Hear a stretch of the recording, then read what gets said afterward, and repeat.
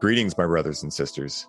Sending gratitude to all of you who are joining in today to accompany us down the rabbit hole of self-exploration through plant medicines. My name is Ryan Sprague, and I'm here to tell you that your frequency is now set and tuned to explore psychedelic medicines and the impact they've made among the countless psychonauts exploring the last true frontier. Buy a ticket and take the ride with me as we get true first-hand accounts of the experiences, benefits, risks, and transformations taking place within the ever-expanding world of psychedelic medicines on This One Time on Psychedelics. Throughout the course of my life, I have been fortunate enough to come across individuals that have allowed me to experience the incredible opportunities plant medicines allow for us, such as connection, love, and gratitude, even without the addition of these medicines.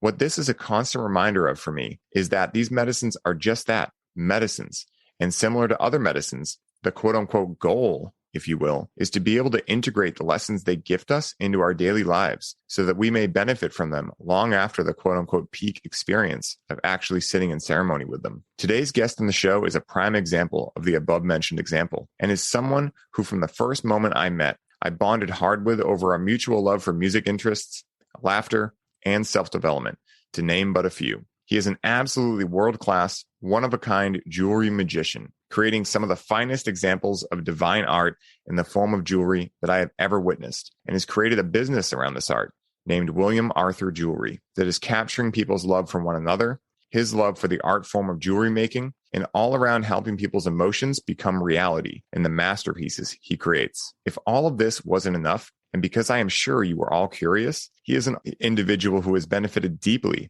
from the experiences he has been a part of surrounding the subject of conscious, intentional plant medicine ceremony. This episode is sure to invoke the muse out to play for each person listening and allow you all to tap into the innate creative potential we all have access to within our lives. So please give me a big hand in welcoming my man, Bill Robertson, onto the show. Bill, what's up, bro?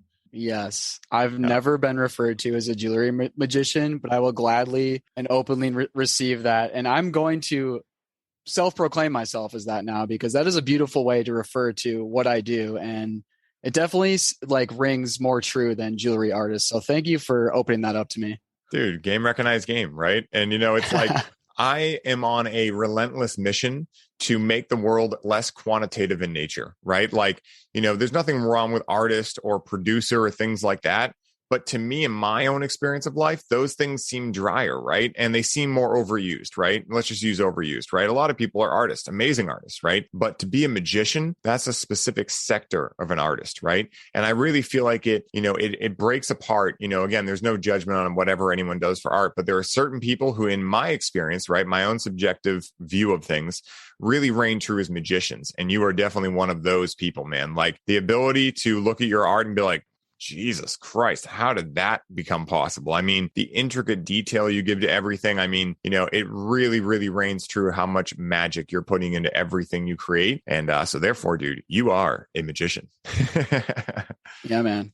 Thank you so much. Very beautifully put. Couldn't have put it any better myself, my friend. Hell yeah, dude. I'm super stoked to be doing this with you, man. We've got to share some amazing experiences in person, very, some with medicines, some without medicines. And, so this has been a long time coming, doing an episode on this show. Of course, we've done one on the more business, podcast I do, Highly Optimized, where we told a lot about your journey and everything. And, similar to that podcast, I love starting out with figuring out how you first became introduced to plant medicines and how you first said yes to consensually going into a plant medicine experience. What did that journey look like for you?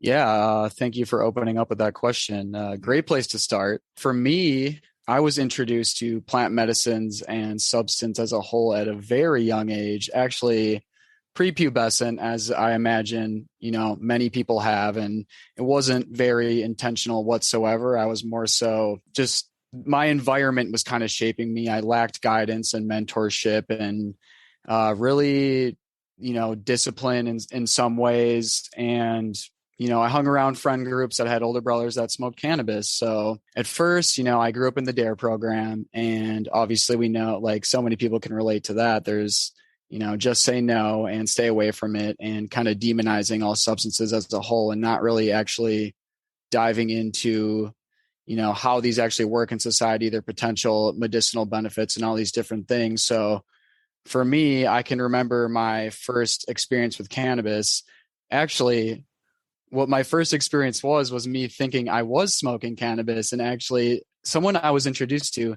sold me oregano. So I was smoking a spice thinking it was cannabis, and it burnt the shit out of my throat. And I was smoking it out of a tinfoil pipe, doing it, quote unquote wrong in all the ways. But, besides that, I came to realize that it was oregano and blah, blah, blah, all those different things. Felt very, odd about that. But after that, I was, I had an actual experience with cannabis and didn't really feel the effects of it. And then I saved up my allowance from my mom. And it took like months, $50 so I could buy an eighth. Finally got a hold of an eighth, smoked it a few more times, and didn't really feel the effects like 3-4 times into it, as, many people commonly experience. And then, I slowly started to just experiment more with that and had some really great experiences with friends, like pure joy and pure bliss and laughter, and like getting together and having, little cannabis parties and making like forts and hotboxing them and all these different things. And it was just so much fun. And looking back, there's no other way it could have gone because this is how it happened. But if I were to do it again, I would wait for my cognitive faculties to develop, my emotional faculties, all these different things. Because as you're, a growing young man, you're developing, and the brain needs time to, develop all these different things. So that was my introduction to plant medicines as a whole. And then there's like, so much more past that as far as with like mushrooms and LSD. But that was my first introduction to plant medicines, kind of just being curious. And first there was a lot of resistance to doing it because I thought, if I use cannabis, I'm going to start using cocaine or heroin, and it's a gateway drug, like they say. But then, a friend's older brother smoked it, so we thought it was okay. And also I remember we found some weed under my older brother's bed, and we grabbed it, and then we got sketched out and threw it out. So there's all these little different micro stories around my introduction to cannabis and plant medicines as a whole. But yeah, that's where it all started. That's amazing, man. And it just brought back this memory for me when I was, probably 15, 16. I had yet to really start embarking on my cannabis journey, to talk about cannabis in particular. And I remember I had some friends that were really into cannabis, right? And, at that age, we're talking, 15 years ago, right? So cannabis was not as readily available as it is today, right? I mean, you had to first find a guy, then that guy or girl had to trust you. And then like you were on their schedule, right? Like, and again, when you're 15, 16, like, of course it's like, well, I got to wait till my parents go to bed. And then I'm going to come meet you, all these things. Right. So my friends have been looking for a long time. And, me being the wise ass I was, that was kind of just like, what's all this cannabis stuff? Like, you guys are, once again, gateway drug and all this stuff. I decided I'm going to mess with them. So another friend of mine and I bagged out some oregano, right? We got some oregano and put it together. And we surprised our friends, right? We were like, oh, guys, by the way, someone gave us this. Like, I don't want it. And they were like, oh, my God. They freaked out. Like, they waited hours. They went back into the woods, and they fired up bowl after bowl. And they were like, what's going on? And then they realized, like, oh, it's oregano. And we thought it was the funniest thing ever. I probably faced some karma for that since then, with some terrible quality cannabis I've gotten in return. But right. I actually remember one time that my buddy and I, this was like my senior year summer. My buddy this gentleman really got me into daily use with cannabis. Like, I remember he was coming to stay for me for that summer, and he lived in Maine. And before that, I was like a, twice a month interactor, and I would take like one hit and just like watch Star Wars and like, zone out. And, he got there, he gets to my house, and he's just like, what? We're not going to smoke weed every day? What? Like, and he like made it a thing. So we started interacting with cannabis a lot. Well, we could only scrounge so much change and so many things from around my house, right, to find cannabis. And so one day we lifted up my mattress, and we found like a 10 bag under there, right? And we were like, hell yeah, right? And we decided to fire it up, not realizing that it had mold on it, right? And so him and I both got the worst case of bronchitis ever, right? It was like brutal. And it actually stopped me from interacting with cannabis for a good month because I was just scarred and, traumatized from that event. So yeah, it's funny thinking back to like how silly, I once perceived these plants. And also at the same time, though, how they opened me up, even with that low of an intention, right? I would argue no intention, right? And I can imagine for you too, they did open up a never ending quest of curiosity, right? Which is why I kept going back, right? I didn't know what I was looking for, but I knew that what I was finding, whatever you could surmise that as, was interesting, right? And so that's one of the things that I feel that, a lot of us that got into interacting with these medicines, arguably before we should have, right? Not to shit all over ourselves, but before, our cognitive faculties were fully developed, our emotional awareness was there, et cetera. It definitely, for me anyway, and I imagine for you, did start me on a path of, being able to question things, right? And being able to realize like, well, cannabis isn't the drug that I thought it was, because I've interacted with cannabis hundreds of times by the time I was 18, 19, and never once have I thought about trying cocaine or heroin or any of these dangerous drugs that, society told me I'd be jonesing for the second I interacted with cannabis. And so that was one of my first instances where I started really realizing maybe soft talking knowledge, maybe, this isn't exactly what society told me it was. And the DARE program told me it was. And I mentioned this in a couple episodes, but I feel like it's worth repeating that, when I think back to the DARE program, I mean, what a strange concept, right? They're like, hey, drugs are bad, but we have lots of them. And here, smell them so you know what they're like. And it's just like, what a weird thing to teach kids. Like, oh, so they're bad, but not for you to have in your possession because you're, keeping people safe. But really, honestly, I think the DARE program, because at this time, cannabis was still really demonized, right? Like we're still in the thick of the stigma back, when the DARE program was taken off. And I'm talking way before I interacted with cannabis, in third, fourth grade, the DARE program would come in and do these things. And I was terrified of these, substances. But I really think that it was just a ploy to get people's parents in trouble, because there would always be that one kid in class that was like, oh, I've smelled that before. My dad has tons of that. And they'd be like, excuse me, what's your dad's name? And then it would almost be mission accomplished, right? And so, that's something I like to often think back to. Who knows if that's really what their mission was? I imagine it wasn't, but that's what it was perceived as I got older, was they're just trying to be a narc and bust people, and it was really strange. So yeah, it's interesting thinking back to those times for sure. Dude, wait, they brought cannabis for you guys to smell so you could become aware of what it was? Yeah. I did not have that experience. Weird. Yeah, super weird, man. Yeah. I remember just being really scared of it, right? They're passing around. They weren't passing around. They were bringing it around each person. But, it was really weird. And I don't remember what it looked like or anything. I don't even know if it was really cannabis. Honestly, I have no idea. I don't remember. But the statement was made basically, this is going to rot your brain, right? And all of these things. And, it's really funny. I mean, talk about a karmic return, that the thing that they said rotted their brain not only doesn't rot people's brains, but it actually promotes neurogenesis, right? Which is one of the millions of things I teach and connect with cannabis, is that, a lot of these cannabinoids and especially terpenes as well enhance cognitive function and lead to neurogenesis. So it's, in a funny, backwards way, cannabis actually had some karma go back on them on that, because I think that while law enforcement and these things are amazing for a lot of things they do, I think that, it taught people really early, why are you guys doing this? Right? Like fire departments don't go out to find a fire, right? They wait until they're called and then they go out and they provide their services, right? Why are you guys baiting people into figuring out whose parents smoke? It's just really weird and awkward. It's kind of like what I imagine the energy is from a lot of men that women feel, right? Where it's just this guy will not stop hitting me up and it's really awkward. It's kind of like that same energy, that same energetic signature, I imagine, So it's funny thinking back to those times.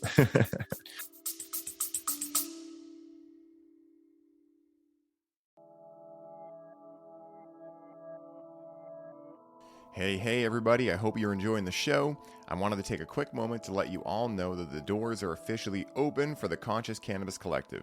And as such, this is the last week you can sign up and receive all of the bonuses we're currently including. This is the last time I will be personally onboarding those of you who sign up with a complimentary one-on-one session, and you'll have the ability to get the Grow with Cannabis course for free during this limited time. For more info on how you can take advantage of this offer, head down to the show notes for this episode and secure your spot today, as we only have so many spots left and they are filling up quickly. Now back to the show.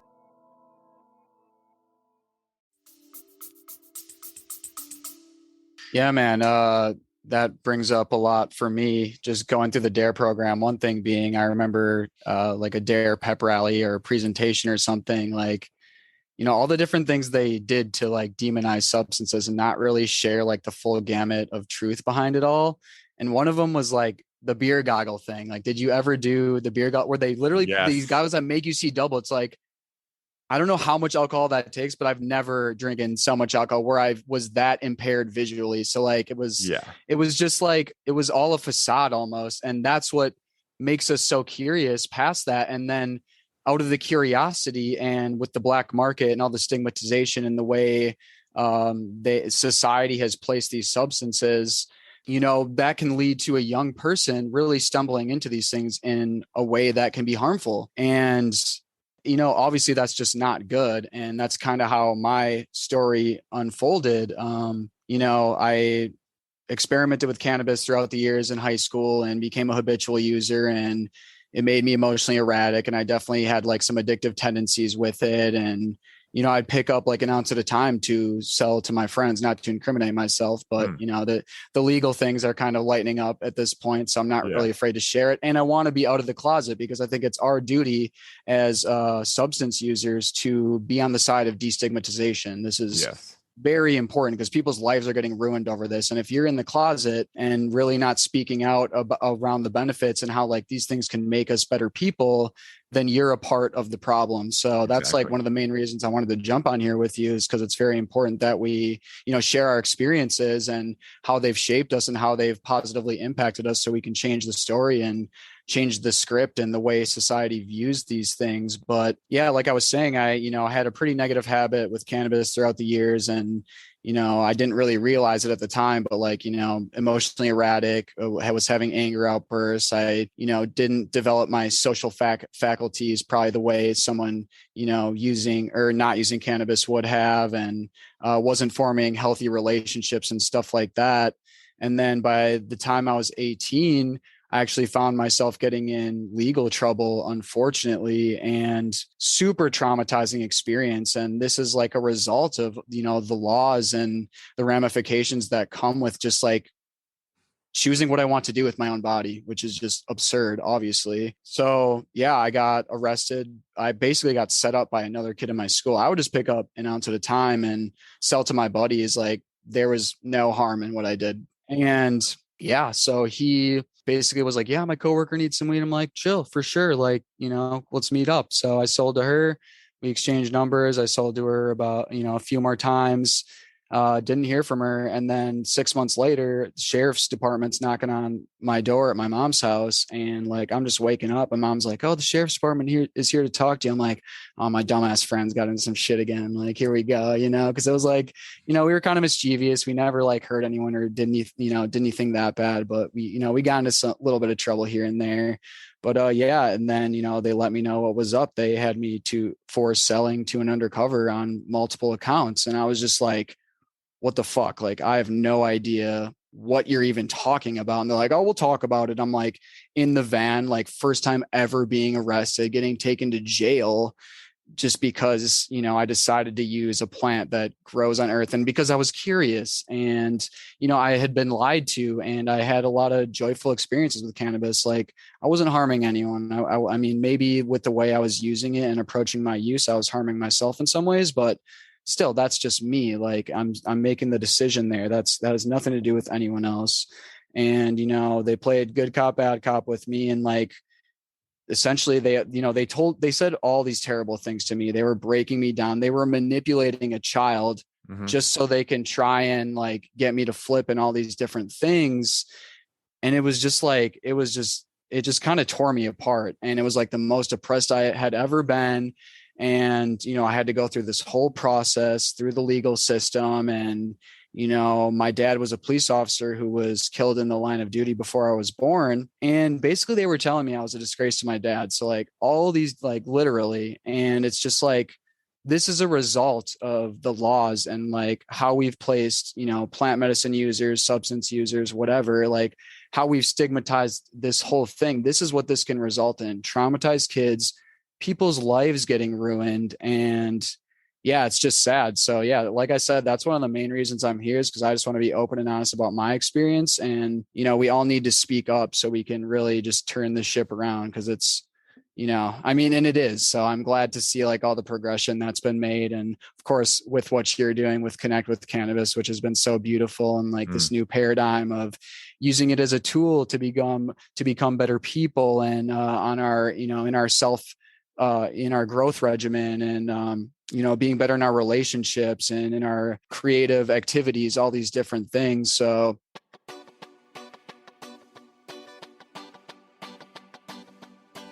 What is up, ladies and gentlemen? I wanted to stop by while I had your ear and share a very special announcement with you. You may have heard people say that we are facing an epidemic of loneliness in the world right now. We believe that this is only half of the story, and that the real epidemic and the root of feeling loneliness is a lack of connection. Do you want to connect to more purpose and passion with the important work you are doing? Do you wish you had closer friendships with people who understand you, listen to you, and are truly present with you? Are you wishing you and your partner could move deeper into love together?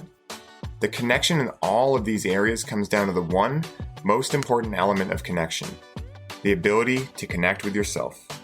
If you are ready to see change in your life, if you are ready to feel differently when you wake up in the morning, if you are ready to step into the life you envision for yourself, the first and only route to making these changes is settling in, quieting down, and being able to connect to yourself.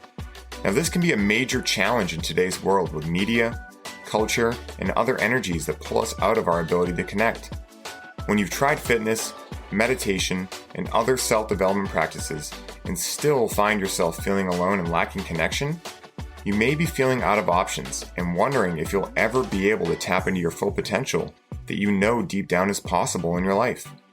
What we have found in working with our clients is that plant medicines, and cannabis in particular, can guide us in having the experience of what true connection looks and feels like. In this way, cannabis can act as a rite of passage for connection and a gateway toward the spouse, tribe, mission, and life you know you are ready for. Now, the pitfall here is that many people become codependent on the medicines, such as cannabis, and expect the medicine to do the work for them.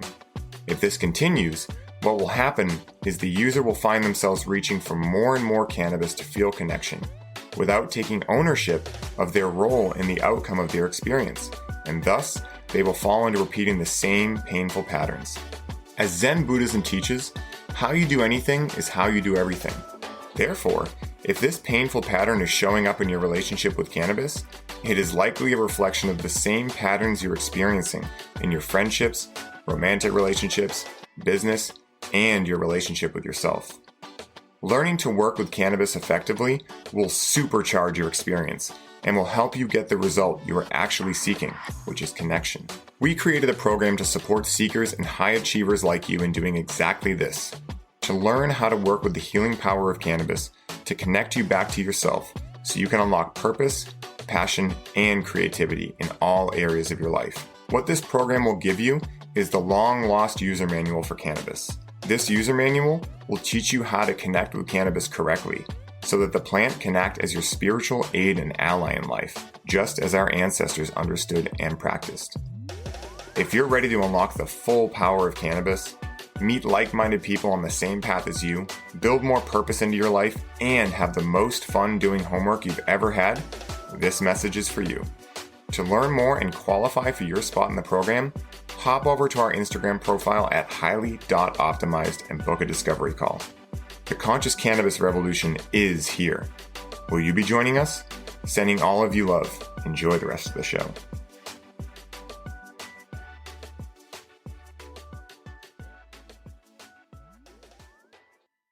Yeah, dude, I'm stoked to be here. Dude, wow, what an amazing story, man. And I say amazing not because of what happened, but amazing in the sense that you were able to move through those things and not have them, create long-lasting trauma past the point of when you had to go through that experience, right?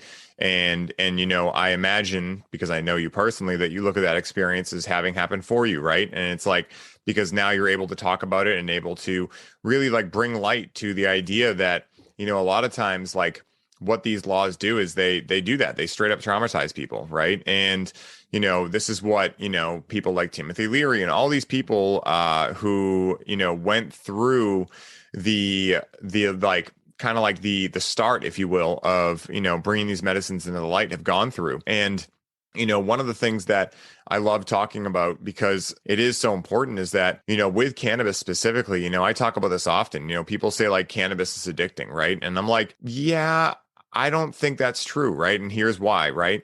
And this is something that I imagine you'll agree with too, right? Because a lot of times we look at the result as the cause, right? And I always use this analogy too.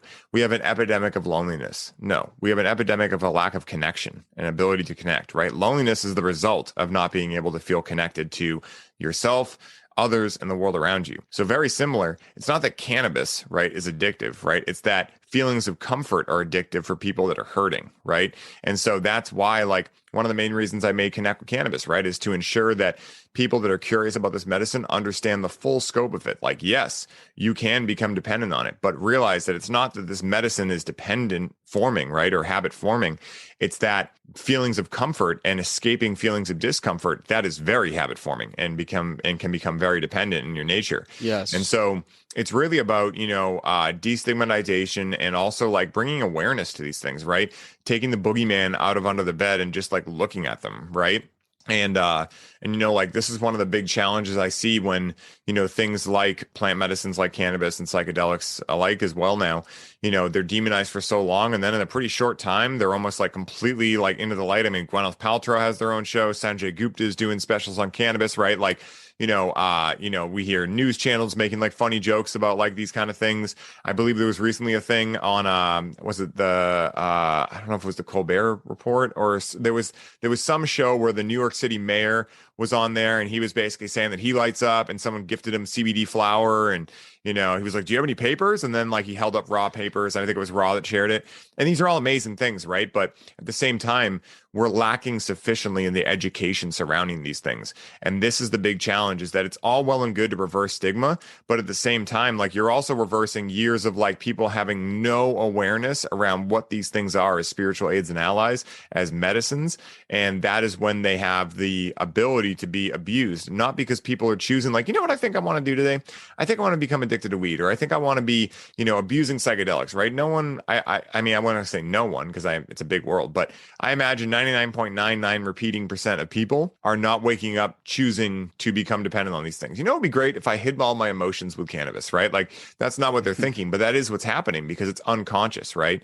And so one of the main things I love about having this platform to share educational resources on, and also having Connect with Cannabis, where I can teach people specifically about cannabis, is being able to empower people with like, hey, it's just a tool, right? You don't need to use it. You don't need to not use it, right? You get to choose as a sovereign being if this is right for you, right? I say it all the time. I think I make a point to say it in every episode, but these things are not for everyone, right? You don't need these things, right, to be able to have a life that is fulfilling, to be able to connect to your God self. You don't need any of that. Just look at Buddhism, right? It pretty much like, demonizes, not in a demonizing way, but it basically creates the framework of like, hey, you never interact with any mind altering substances ever, right?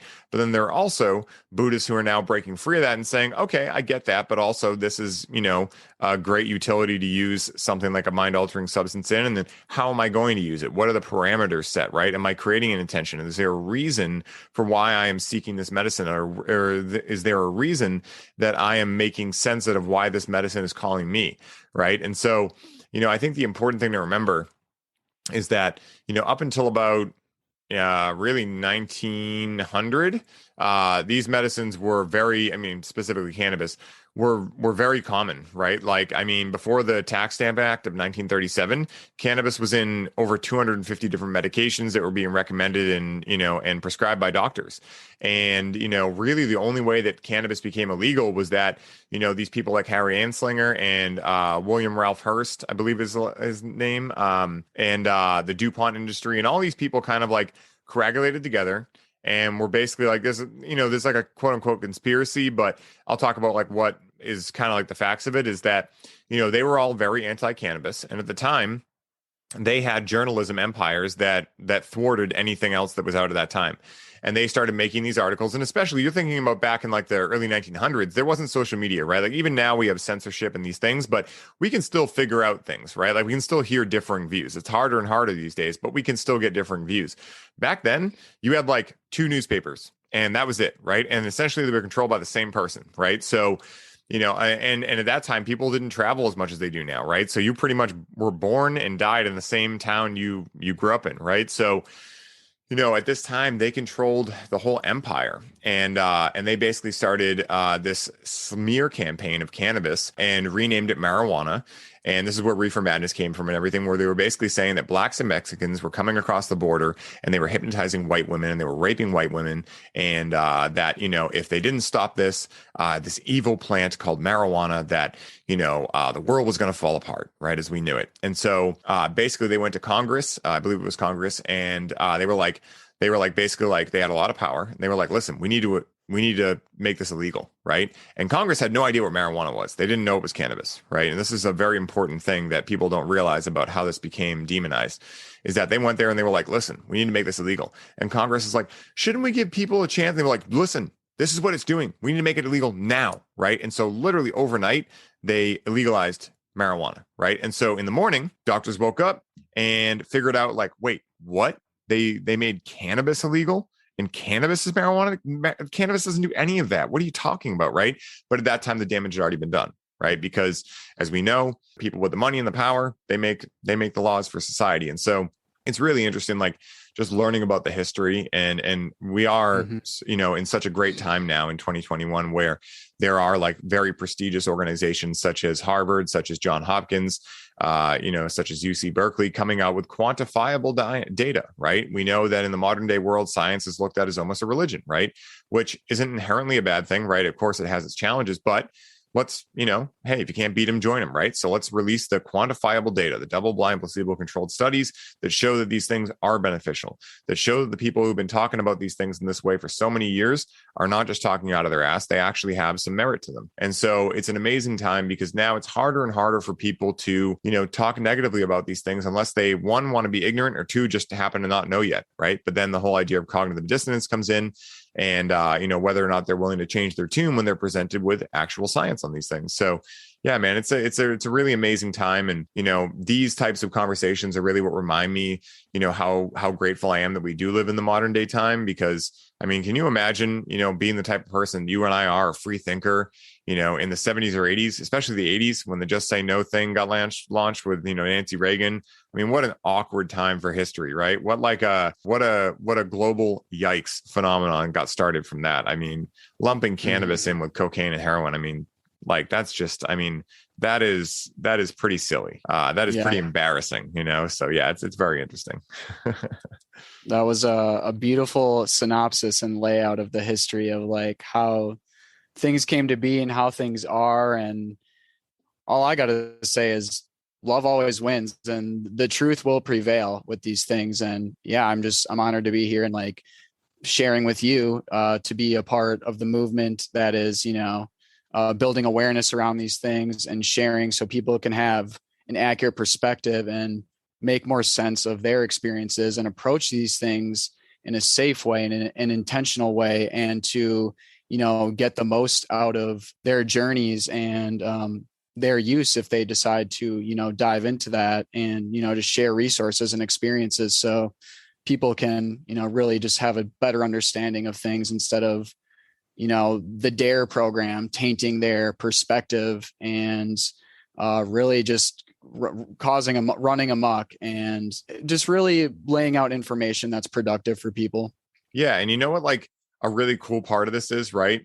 As the saying goes, how you do anything is how you do everything. And you know what I feel like things like the DARE program taught us, right? As the people who were growing up in that program, we're like, we're not going to take advice from people who don't know anything about this, right? Like, and that's, again, what a lot of the times what you see in the media, right? Is people, saying like, oh, this is happening. It's like, really? Because you don't actually know anything about that, right? Your thing is media. So what do we know about the media? Well, they are instilling fear into us, because when we're fearful, when we're in a sympathetic state, we have less ability to critical think. And when we don't have the ability to critical think, what are we more likely to do? Impulse buy, right? Be able to be controllable, right? These types of things. And so, really, it's like, if I'm going to learn about race car driving, am I going to learn about it from a professional race car driver or someone who's had 5 DUIs and has never held a license for longer than 3 months at a time, right? It's like, that's the equivalent of, allowing people like the DARE, in the DARE program to teach us about drugs. It's like, guys, you know nothing about this, right? Like, let's imagine their intent was good. They're trying to protect us. Great. Well, like, stop the fear thing and let's actually just have a real conversation about it. Like, yes, this can be a great thing. It can also be a very traumatizing thing, right? Like, make sure that you're at the right age, because I imagine if more of us learned it in that context where it wasn't so demonized, it wouldn't have been so attractive at an early age, right? Like, part of the reason that, things like that were attractive to so many people. I mean, I was a little bit of a late bloomer with things like that because I was honestly really anxious about them. But part of the reason why they're so attractive is because people tell them not to do them, right? And so, like, I know, having worked in the industry and met with many patients one-on-one, a lot of the ways that they talk to their kids about it is like, hey, this is my medicine, right? When you're ready to, like, when you start hearing about it, this is what it is, right?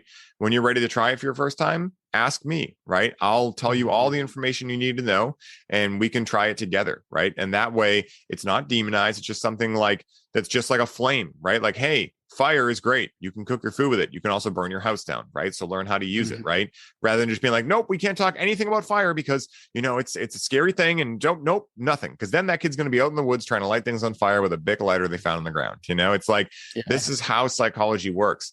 And, it's very interesting that, now finally with, all the amazing advancements we've made, both quantifiably and qualitatively in science, we're finally starting to catch the thread, I feel, and, also after the last couple of years we've had, many people are at the pain point now where, they're really seeking something, right? And whether that be, simply coaching or listening to a podcast or self-development or going to the Amazon and sitting with a shaman and trying these things out, people are much more open to these things because they realize how much pain they're dealing with on a daily basis, whether that be from, social conditioning, whether it be from their childhood, whether it be from, working a job that doesn't fulfill them, whether it be from being nervous about, what disease is next on the horizon, whatever it is, right? People are actually aware. They're like, hey, I'm not going to live forever. So what am I going to do while I'm alive? Right. And I think that's such an important distinction that people are making now.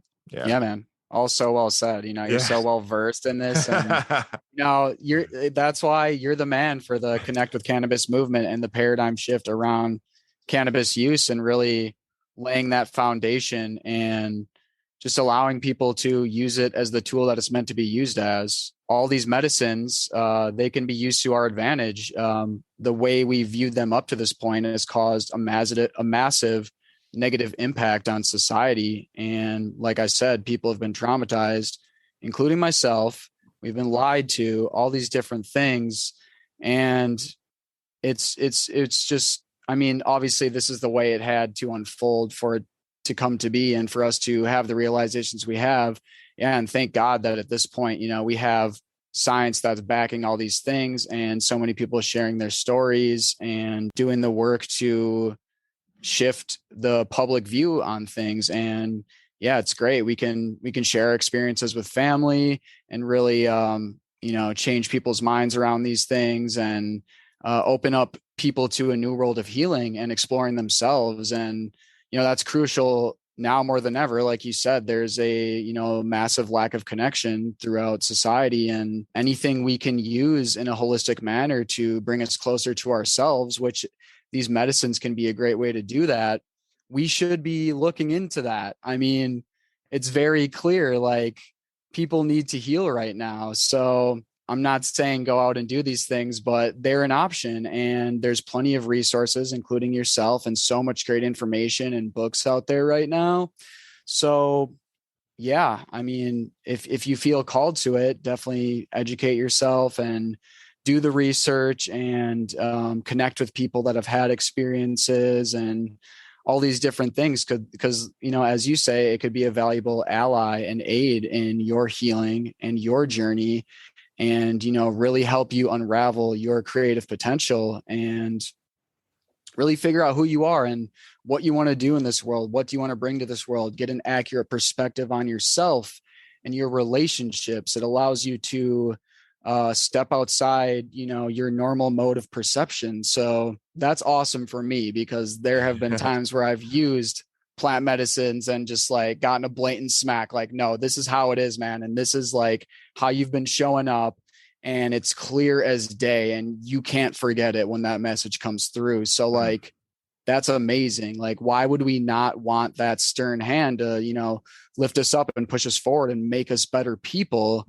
It's very important that we are honest with ourselves, and plant medicines can really show you the accurate picture of like who you are. And that's like been an amazing thing for me with my experiences with plant medicines, outside of all the partying and Yeah. all the, just like, naive explorations of the, various substances and stuff like that, which, I definitely have had some amazing times with them that have been unintentional. But like I said, they've also like showed me the truth of who I am. And yeah, sometimes we are so stuck in our ways.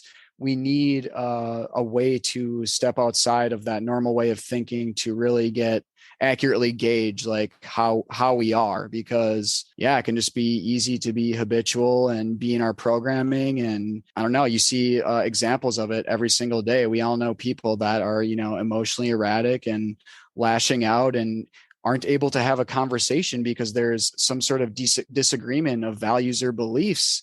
And I think plant medicines, can help you accurately reflect on those situations and help you take a step back, take a breath, and, it can show you the truth of those things, your truth of those things. So yeah, they're very valuable. And, it's great for people to have, just to be able to understand this. And, I'm happy, I'm stoked to just flow from the heart and like, just share like, what I've been through with them. And, yeah, man, I'm complete with that. Yeah, bro. I mean, this is why it's so important to have a guide, right? And like, for anyone that's even thinking remotely about doing this, like do your research, man. Like, like I'll never tell anyone that they should or should not interact with the medicine. That's not my place to say it. And that's not what I'm here for, right? It's been great and valuable for me in my subjective experience of life, right? But that does not mean that one size fits all, right? And that's why, I mentioned that a lot in this podcast, because I feel like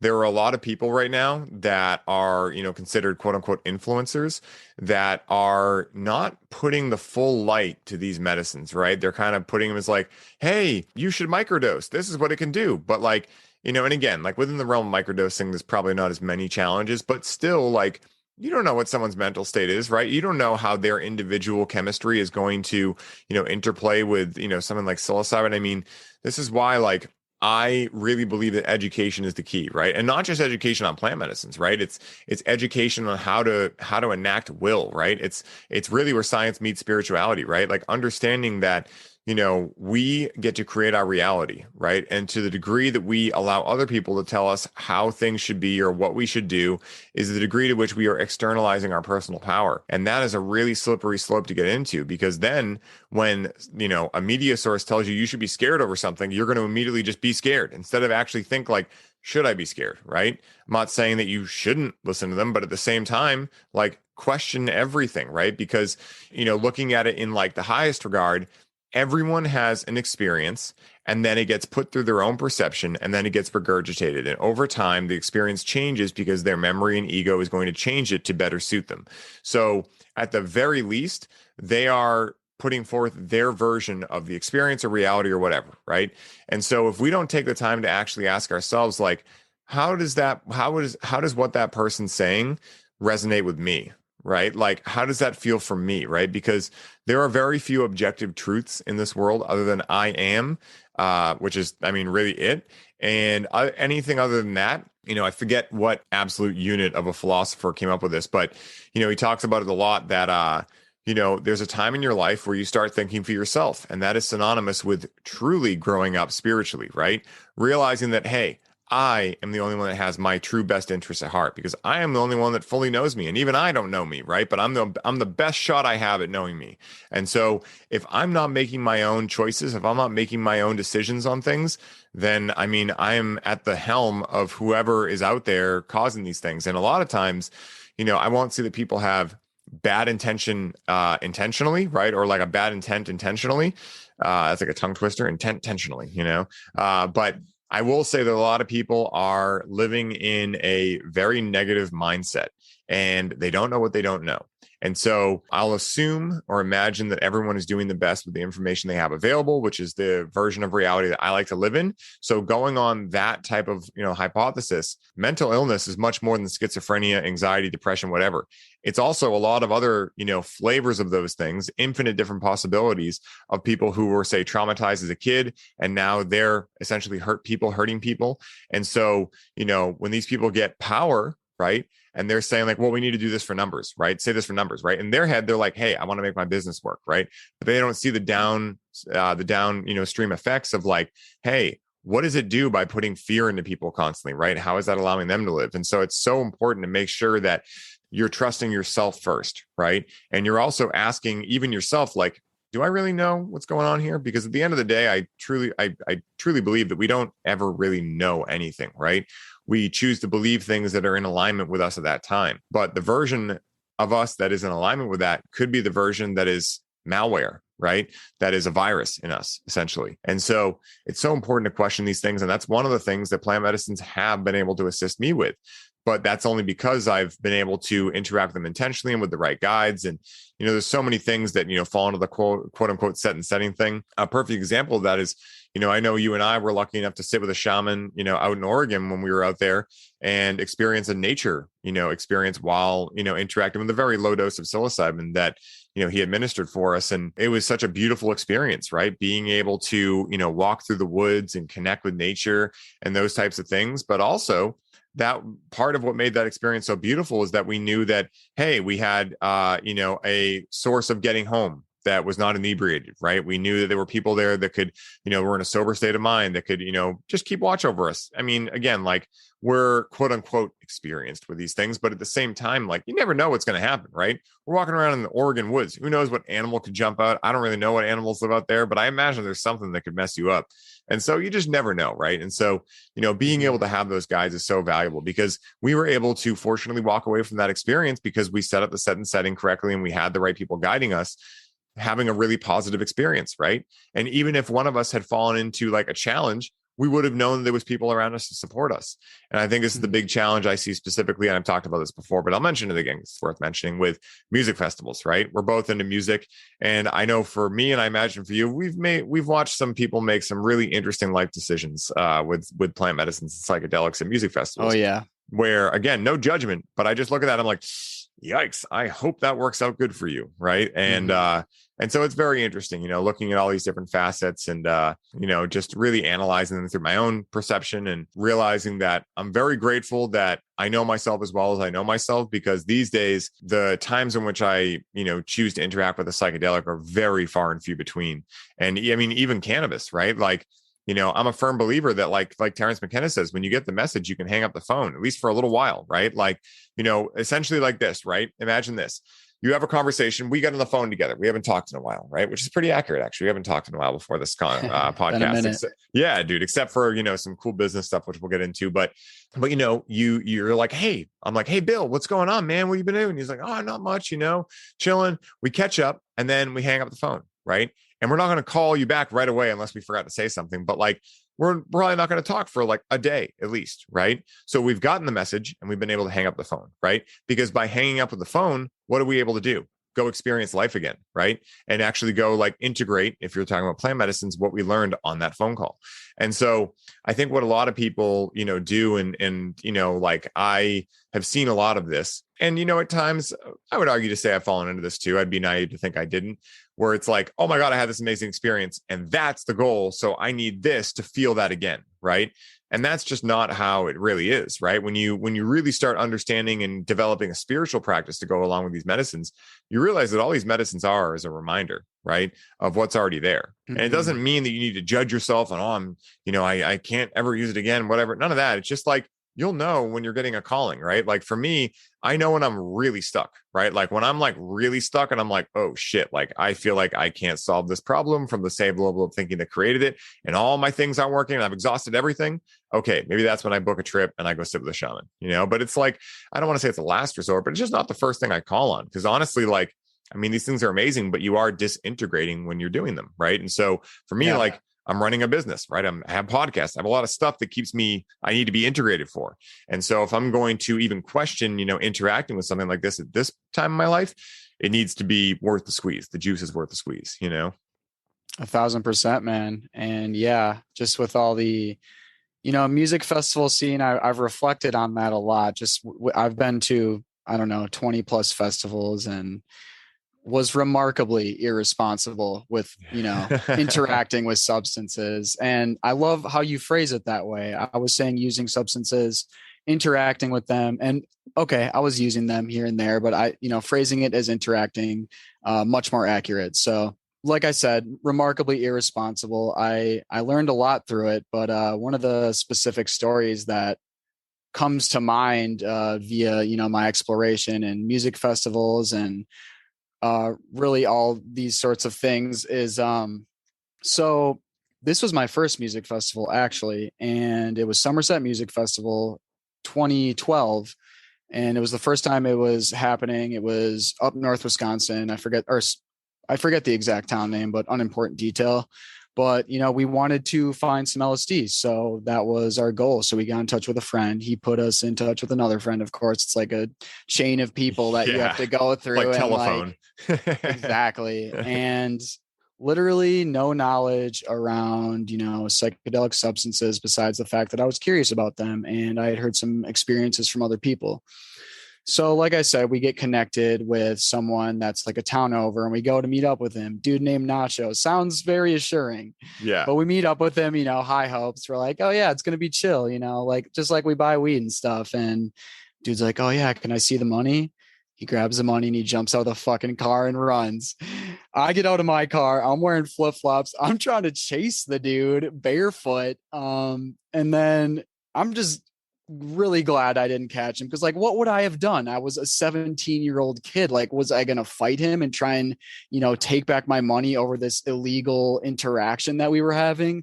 Meanwhile, a neighbor's like, what the fuck are you doing? Did he just steal something from you? And he's just laughing at us because he's like, this is hilarious. These kids just got like, robbed for some drug money or something like that. And so that happens.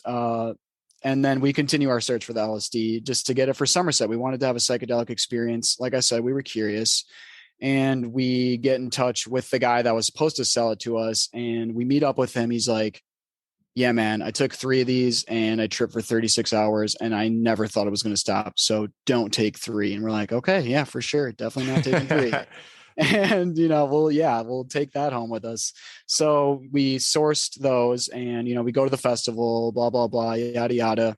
Actually, to preface this, there's one more detail I need to share that gets everything set up for the story. I was working at a restaurant and I asked my coworker for some advice. He's like, yeah, he told me that he took 3 and it was like, some insane experience. He's like, that's what they all say. Take 2. Terrible advice. My God. Yikes. So, yeah, for real. And so we get to the festival, we decide to indulge. It's the first night. As soon as we put them in our mouth, they're extremely bitter and numbing our mouths, which you are versed with, that's LSD on paper, that's not good. It's not LSD. It's some sort of analog substance.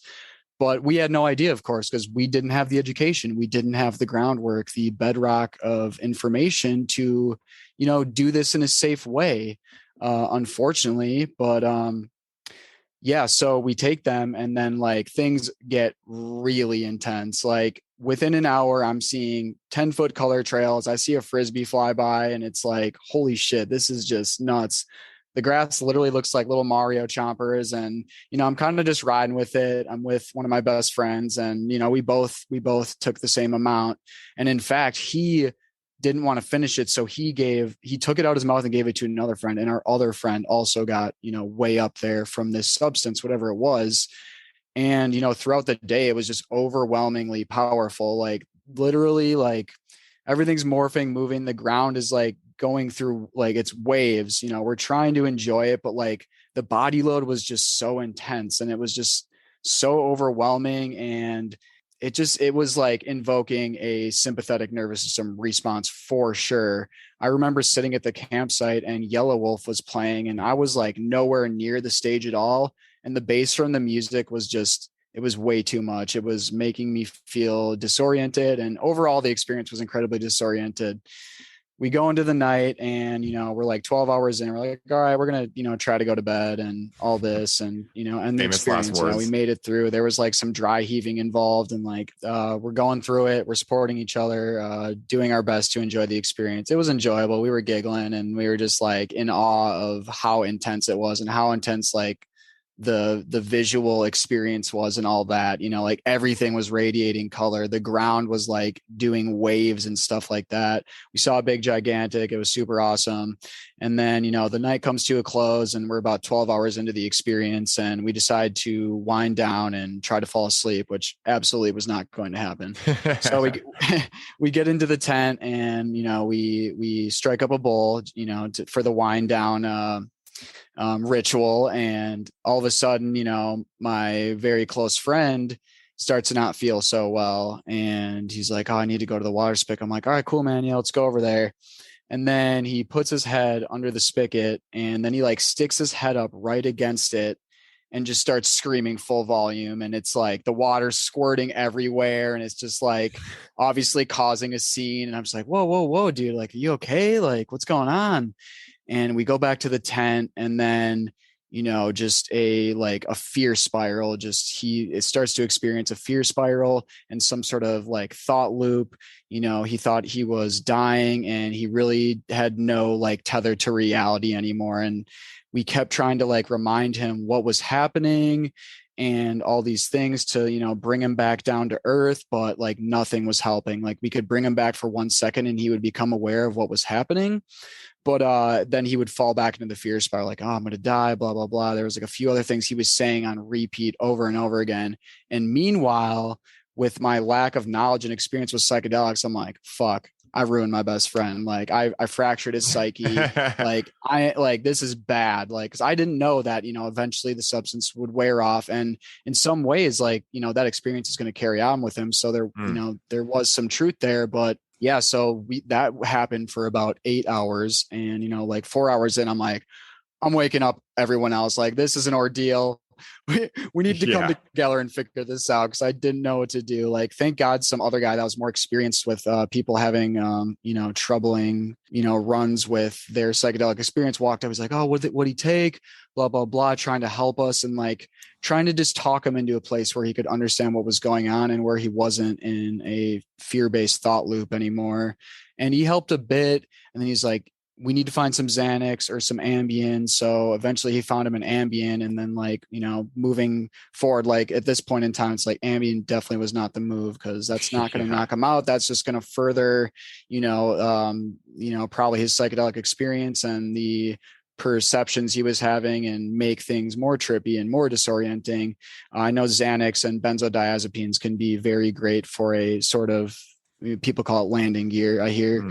But so that happened, and 8 hours through the night, we're up the whole night just making sure he's okay. And thank God we didn't have to get him strapped to a stretcher and all these things that you see at music festivals, and that can result in buying substances from strangers, which we did, which is a result of the black market and a result of all these laws and like the lack of education. So really, it was just like a really crazy experience, and I wanted to share it because, this is just another one of those situations that is specifically a result of, all these different things we've been talking about: the stigmatization, the lack of accurate information, and educational platforms for people to understand and interact with these things properly. So I wouldn't recommend it whatsoever. Taking my assumption that I came to was that it was DOB. The experience lasted over 24 hours. I didn't sleep at all that night. And, I was just glad that I was able to like remain stable through all of that, not knowing that, whether my friend was going to be okay. And, me being in the psychedelic state as well, it was slightly traumatizing, but, just a very interesting music festival experience that I've had with psychedelics, and like very early on in my journey into exploring these things. And this is why we need people talking about psychedelics and how to use them properly, educating them how to use them with intention, and to do your own research and to source them from someone that you know what the substance is. Because as we know now with fentanyl working its way into certain substances, and this is just all a result of the black market. And so it's like, yeah, people want to have these experiences and they have to go through the black market, and it can be very dangerous. So yeah, that's just something I wanted to bring light to, as far as an experience I had and what can go wrong if you are not carefully treading with these things. Yeah, dude, it's, I'm really glad you brought us on that journey, because again, one of the main reasons I made this show is so people can hear like what could potentially go wrong, right? Because we hear a lot in the modern day about all the things that can go right, right? And those things are very well, stated, and they're accurate, right? But there's also another side, right? And it's important to know both sides if you're going to make an informed decision and be able to use discernment. And this is why, I've been to many music festivals, but when I went to Shambhala up in British Columbia, Canada, they operate their festival very differently. What they do is they actually do not allow alcohol whatsoever, and they allow all drug use, and they actually have drug testing stations on site. And so you'll go buy stuff like everyone does at a festival from someone there, right? And then you can choose to go have it tested, right? Without being, looked at as a criminal, without being, ostracized or, told you're a bad person or anything, right? They're just going to test it. And they're going to tell you, hey, this is what's in there, right? So either you got good stuff or you got bunk stuff. And then what they do is they have a big LCD screen in front of the testing site, and they put everything that they've tested up on there. So they'll be like, it'll be the pill, or like, depending on if you're looking at different types of like things like MDMA, they might come in certain shapes or whatever. They'll put that thing up there and say like, hey, this tested as what? Because sometimes the testing site gets really long, right? So the line gets really long. And so some people will obviously, make the really stupid choice to not have their stuff tested. But at the same time, at least, if you have something that looks very similar up there, you can at least have some type of thing if you're choosing not to get it tested that might tell you it's something bad, or good. But there were things there getting tested that had fentanyl in them, right? And they'd have big red letters on there like, hey, beware of this. It's here. And, you'd think that, oh my goodness, if they have these testing stations here, everyone must be on drugs and blah, blah. It's like, listen, it was the exact same as any other music festival. It's just that I felt safer being there because I knew that the person next to me wasn't going to collapse and have a psychotic episode. That was the only difference, right? And I think this is one of the biggest, misnomers of, this type of thing is like, well, what if it becomes illegal? Isn't use going to go up? Look at what happened with cannabis. Use actually went down in Colorado, right? Like it went up at first when it was a new shiny thing, and then it's actually gone down since. I have plenty of friends in Colorado that interacted with cannabis for years and now don't, right? There's no link there whatsoever. I know it sounds like it would correlate, but it doesn't correlate, right? Because then a lot of times, once they make something not demonized, it's not really that fun anymore, right? It's not something that people that are looking specifically for that shiny object thing or to be a rebel, it's not something they want to interact with. And so, yeah, it's really important to mention those things, man. And dude, this has been such an amazing episode, getting to hear firsthand your stories. It's funny, this is called This One Time on Psychedelics, but I don't have too many episodes where we go deep into experiences, right? And so this has been really fun being able to, hear your experiences right from the horse's mouth, as they say, right? But you're a pretty handsome horse, so it's okay. But like I'm curious, where can people find you? Of course, we talked in the intro about, the incredible magician you are with making jewelry. We talked so much about, what you do for people in terms of being able to make their visions and their dreams come to reality. I really want to give you an opportunity to plug where people can find you, what you got going on, the podcast that you're going to drop, maybe a little teaser for that. I'm putting you on the spot, but guys, Bill's got a lot of different things going on in his beautiful soul. So please drop everything that's necessary for people to be able to find you, connect with you, and grow with you and learn from you.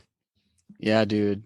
Thank you so much for hosting me on here. It was a lot of fun to reflect and share. And yeah, I just wanted to really share from the heart and open up the conversation around the importance of being a part of destigmatizing these things and talking about education and really shifting the collective perspective on plant medicine, psychedelics, substances as a whole. So thank you. Of course, my man. Yeah. So it's my honor. Yeah, of course. You can find me at William Arthur Jewelry on Instagram. That's where all my art is. And that's where I share my creative passion, which is jewelry making. And I do a lot of stuff on there. I also have a personal page you can find me at and connect with me at, which is It's Bill Robertson. So there I'm into all sorts of things, personal development and wellness. I love breath work, and I love connecting with community and talking about the importance of that, movement, all the different fundamental wellness principles. And yeah, as you said, I'm starting my journey into starting my own podcast, which I have started. It's just not launched at this point, but yeah, just keep an eye out there. I'm going to be starting a separate page for the podcast, and that will be launching January 1st. Let's do January 1st. I Hell yeah, haven't even dude. decided Set I launched accountability. it, but yeah, exactly. So let's do that. And I would love to hear from anyone that, I just love to connect with others. So if you want to, reach out, shoot me a message. I love expanding my community, sharing, learning, and growing together. And I think now more than ever is important to build relationships that are going to support our growth. And I'm always looking for more of that. So I'd love to hear from anyone that's looking to connect. And yeah, so thank you so much, Ryan. And I'm sure we'll do another one at some point. So appreciate you. We're going to need a round 2 for this one for sure. And, it's been so amazing to watch you grow, and, we only met, really a year ago, right? But it feels like 20 years. I mean, the amount that we both grown and developed in that time and the amount of time we've spent together, even though we lived in different states is more than some of the people that I live in the same town with this year, right? So it's been amazing. And, as I'm sure you know from my podcast, I have a last question for you, my man, if you're up for it. What do you say? You down? I'm in. All right, cool. So if someone listening was just swayed by you to experience psychedelic medicines for the first time, what is the one piece of advice that Bill Robertson would suggest to allow them to have the smoothest experience possible? Oh yeah, there's so many places you could go. Well, you are going to have to come to a place where you can be honest enough with yourself to decide whether it's actually a productive decision or not. So with that being said, I would say all the fundamental wellness principles would be good to explore: sleeping, eating, breathing, moving, thinking.